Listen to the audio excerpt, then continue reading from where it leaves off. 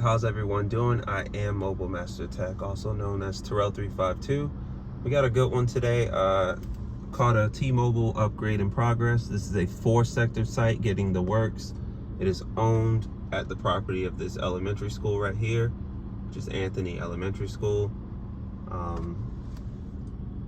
Yeah, and so we have Dish on it too.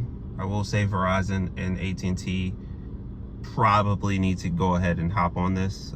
Their service is not very good in this area, but let's go ahead and run some tests anyway. We have Verizon over here, and we want to, of course, test T-Mobile. They are still at the tower, as you can see, but they do have N41 online now with the complete, I want to say with the complete spectrum. Let's see. Yes, everything's here. So quick thing to note, this morning we went from 15 megahertz of band 2 to 20 megahertz of band 2, meaning the Sprint network 3G is completely gone. They used D block to combine with A block that they were using and got that 20 megahertz going. CN41 at 100 megahertz. If you looked a little bit more, you'll see the extra 40 megahertz and then the 20. So a lot of spectrum here. We'll go ahead and run that test. For Verizon, it's failing. That happens over here from time to time. They are building a new site. Well, they're not building, they're co-locating with AT&T on the site, maybe half a mile down the road, maybe about a mile down the road, mile and a half. But I don't think that tower is going to be enough. Maybe, maybe not. So what we want to see now is we want to see what are they running? What's happening here? Band 13, 10 megahertz. Good spectrum, right? Not bad. I want to say this is coming from the fire station. Yeah, so T-Mobile is actually on that tower too, and so is AT&T. And they each have different tower, another tower. So this is just an area where Verizon simply is not very dense. But I'm sure they have one tower coming, and I'm sure eventually they'll get to it. But for now, I don't think I can test them, which is usually I can test them, but I don't know. Not this time. T-Mobile, 15 millisecond ping, great speeds, 615 for the down, 119 for the up, 1 millisecond jitter. So really good stuff from them. Hopefully Verizon can start a test, maybe.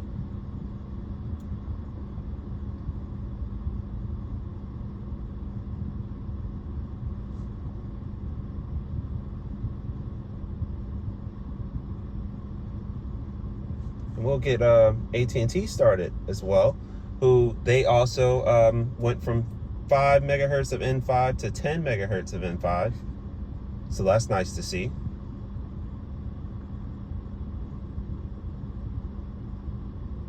And they got that from their shutting down the HSPA. I'm not seeing a big difference on download, but I am seeing a huge difference on upload.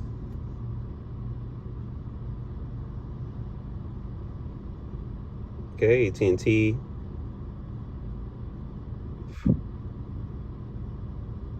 They're doing good. I will say, my son used to actually go to this school, and T-Mobile obviously was the only carrier with service. Dish would even have service, actually. Verizon had no service, and neither did AT&T once you go inside. It's a pretty old brick building, so it's kind of hard to penetrate. Okay, but AT&T, they work, right? So I want to see if I can load a video for you guys.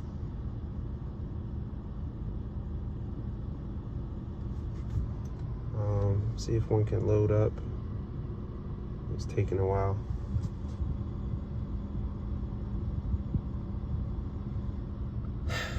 No, I mean, I know the speed test said one thing, but it's really not wanting to do anything. Nope. Okay. And then Verizon, let's try to load a video for them. Let's go to the videos. Maybe they can load a video. Maybe speed test is weird, because sometimes that happens.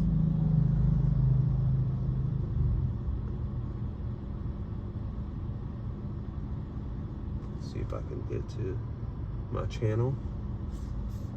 Maybe I can.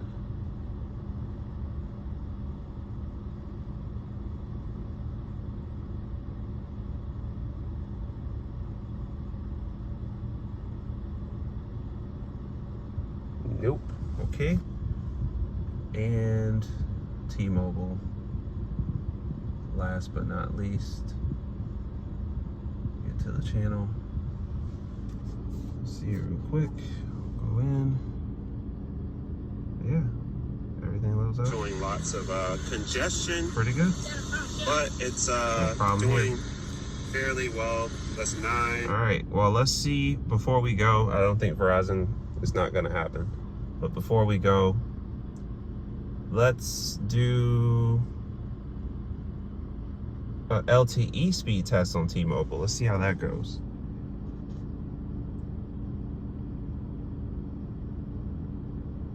Okay, let's see what spectrum we're running for them. We are running band 66, 20 megahertz, band 220, and that is it. We got 105 for the download, almost 50 for the upload, 30 millisecond ping. The loaded is 723, which is a little high, and the upload is 187, which is good. The jitter is 20, which is kind of on the high side.